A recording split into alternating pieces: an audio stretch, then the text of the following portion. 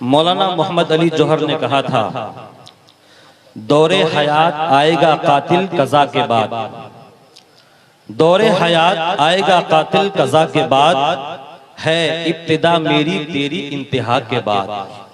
और कत्ल हुसैन असल में मर्गे यजीद है, कत्ल हुसैन असल में मर्गे यजीद है। इस्लाम जिंदा होता है हर करबला के बाद, इस्लाम जिंदा होता है हर करबला के बाद।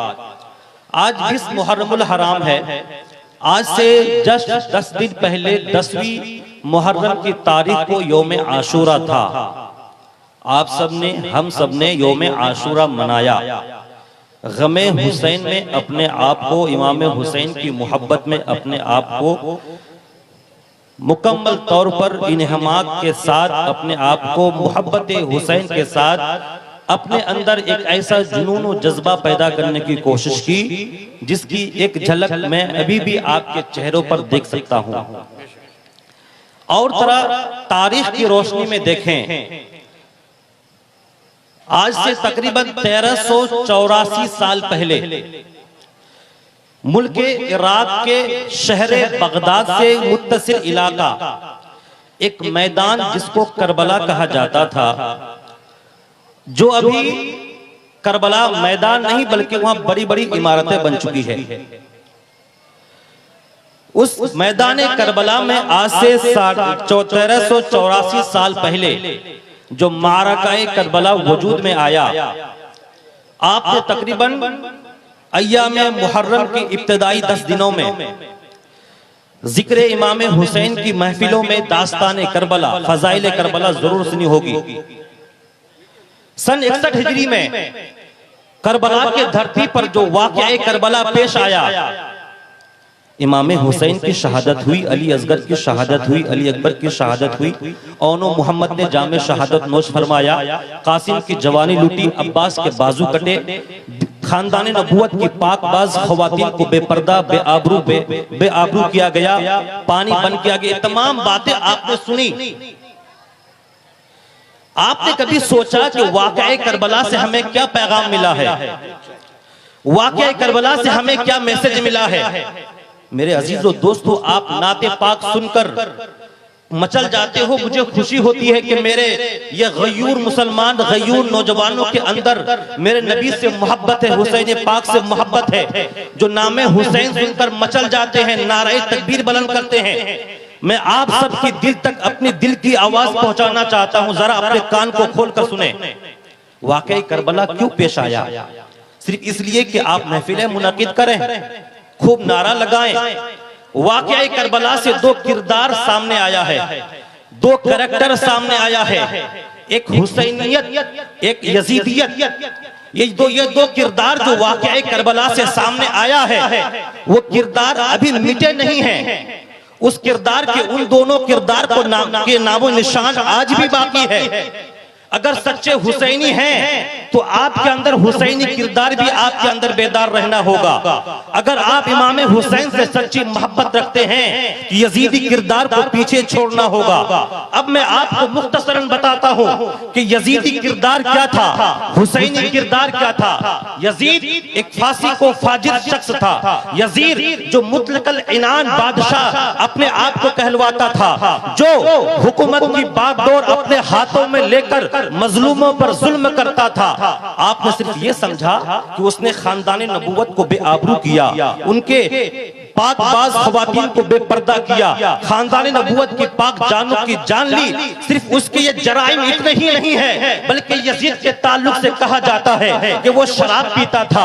अगर आप शराब पीते हैं तो आपके अंदर यजीदी किरदार है। अगर कहा जाता है कि यजीद खेल खेलता था, जानवरों को लड़ाता था, अगर आप भी जानवरों को लड़ाते हैं तो आपके अंदर भी यजीदी किरदार मौजूद है। कहा जाता था कि यजीद जुआ खेलता था, वो जुए जैसे कामों को अंजाम देता था। अगर आपके अंदर भी वो काम मौजूद है, यकीनन आपके अंदर भी यजीदी किरदार मौजूद है। अजीजों साहिबों, मैं आपके दिल तक अपने दिल की आवाज पहुंचाना चाहता हूं। आज इस मुहर्रम के पूरे महीने में आपने देखा ट्रेन के अंदर 3 मुसलमानों को गोलियों से भून दिया गया।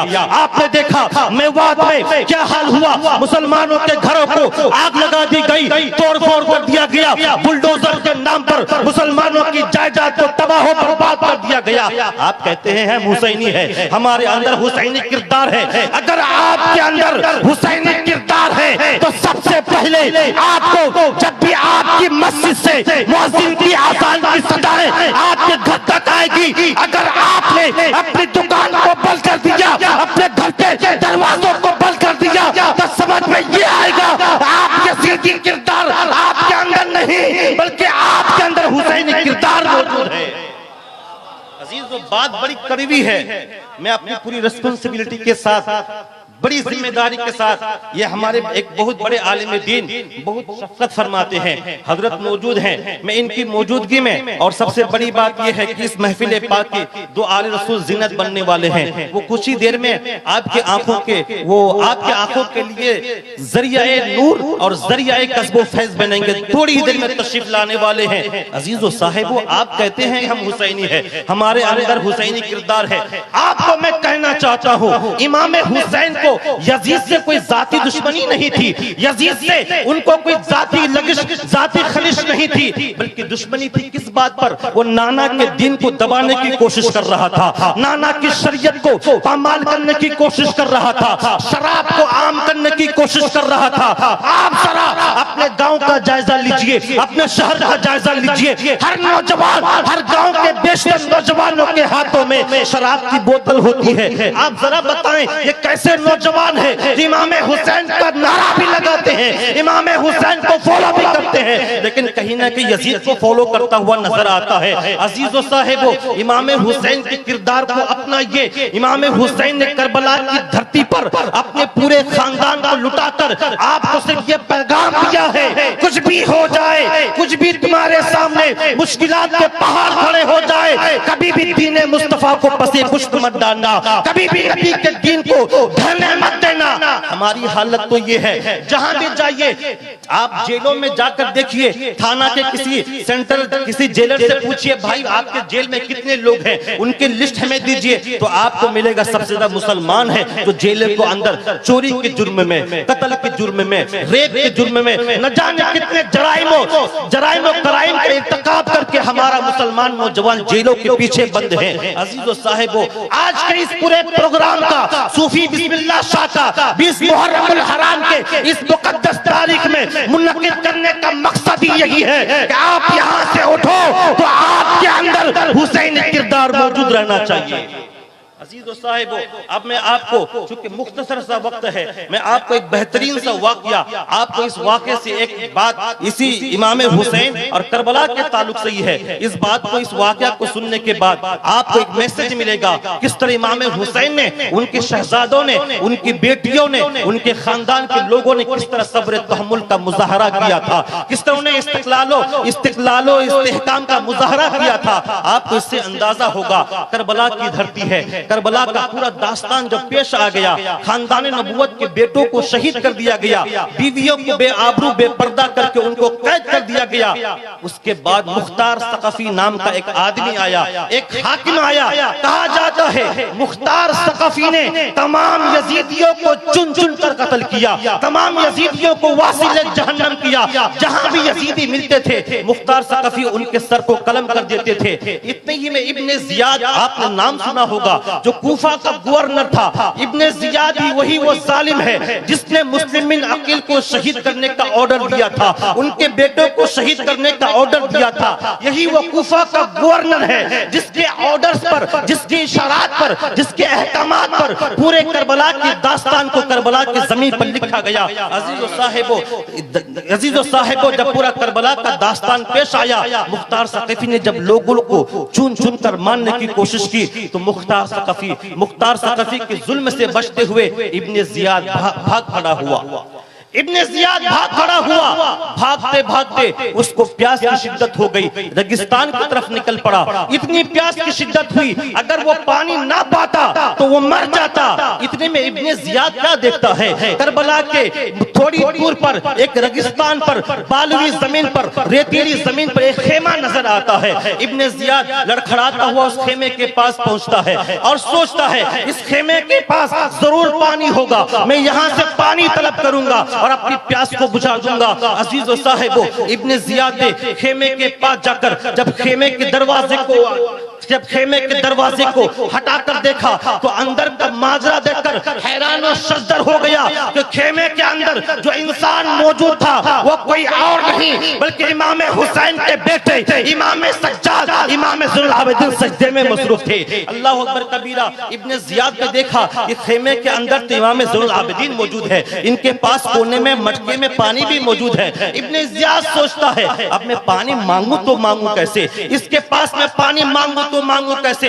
प्यास की शिद्दत थी, जान जाने को था। इब्ने जियाद ने जुर्अत करके, हिम्मत करके इमाम सज्जाद से कहा, ए इमाम हमको जरा पानी पिला दीजिए। इतना कहना था, इमाम सज्जाद इमाम हुसैन के बेटे अपनी जगह से उठे, कोने में जो मटका रखा हुआ था मटके से पानी को एक प्याली में उंडेलने के बाद इब्ने जियाद को पेश कर दिया। अल्लाह अकबर कबीरा। इब्ने जियाद ने पानी पीकर सैराबी हासिल की, अपने प्यास को बुझा ली।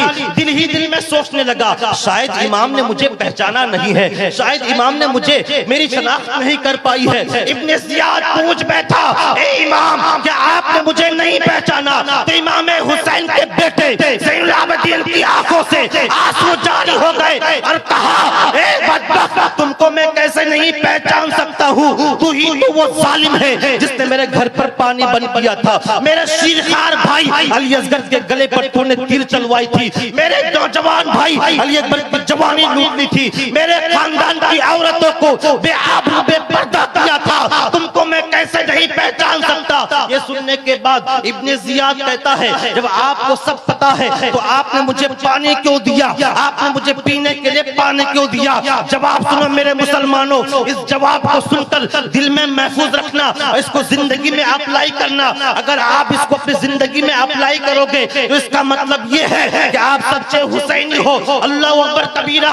इमाम सज्जाद फरमाते हैं, ए इब्ने जियाद तुम लोगों ने हमें मक्के से मदीने से बुला करके कुफा की जमीन पर हम पर पानी बंद कर दिया था, ये तुम्हारी यजीदियत थी और तुम मेरे पास प्यासा आए हो, मैंने तुझे पानी पिला दिया, ये हमारी हुसैनियत है।